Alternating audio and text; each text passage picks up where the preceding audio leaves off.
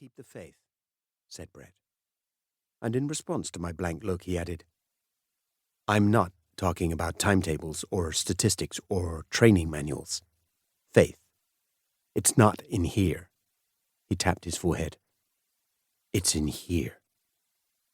Gently, he thumped his heart with a flattened palm, so that the signet ring glittered on his beautifully manicured hand, and a gold watch peeped out from behind a starched linen cuff. "Yes, I see. Not a headache. More like indigestion," I said. Fiona watched us and smiled. "They're calling the flight," said Brett. "Take care, darling," she said.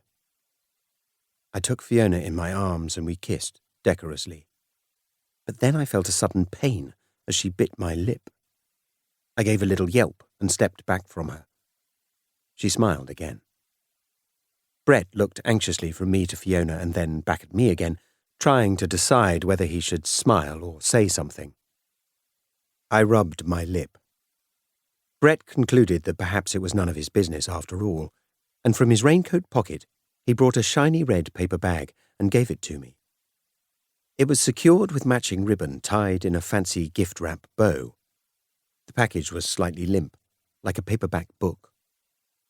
"Read that," said Brett, picking up my carry-on bag and shepherding me towards the gate where the other passengers were standing in line. It seemed as if it would be a full load today. There were women with crying babies and long-haired kids with earrings, well-used backpacks, and the sort of embroidered jackets that you can buy in Nepal. Fiona followed, observing the people crowding round us with that detached amusement with which she cruised through life. With one phone call, Brett could have arranged for us to use any of the VIP lounges on the airport, but the department's guidelines said that agents travelling on duty kept to a low profile. And so that's what Brett did. That's why he'd left his driver behind at the house and taken the wheel of the Accord.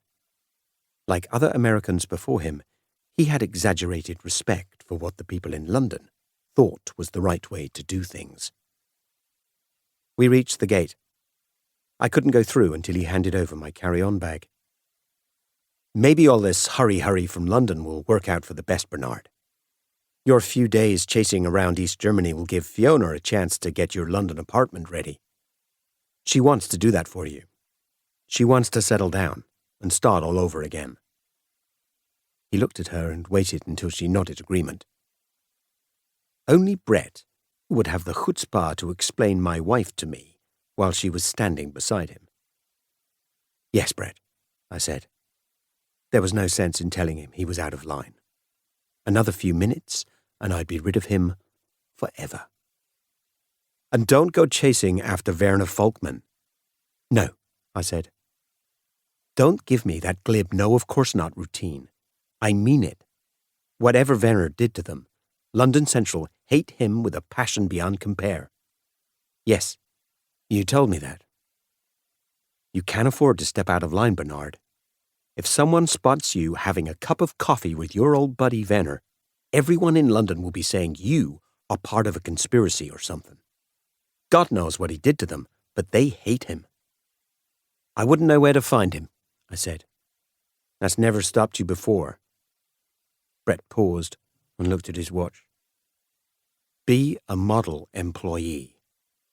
Put your faith in the department, Bernard.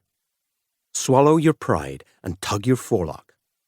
Now that London Central's funds are being so severely cut, they're looking for an excuse to fire people instead of retire them. No one's job is safe." "I've got it all, Brett," I said, and tried to prise my bag away from him. He smiled and moistened his lips as if trying to resist giving me any more advice and reminders. "I hear Tante Liesel has had a checkup. If she's going to have a hip replacement or whatever it is, trying to save a few bucks on it is dumb." That was his way of saying that he'd pay for old Frau Hennig's doctor's bills. I knew Brett well. We'd had our ups and downs, especially when I thought he was chasing Fiona, but I'd got to know him better during my long stay in California. As far as I could tell, Brett wasn't a double-crosser. He didn't lie or cheat or steal, except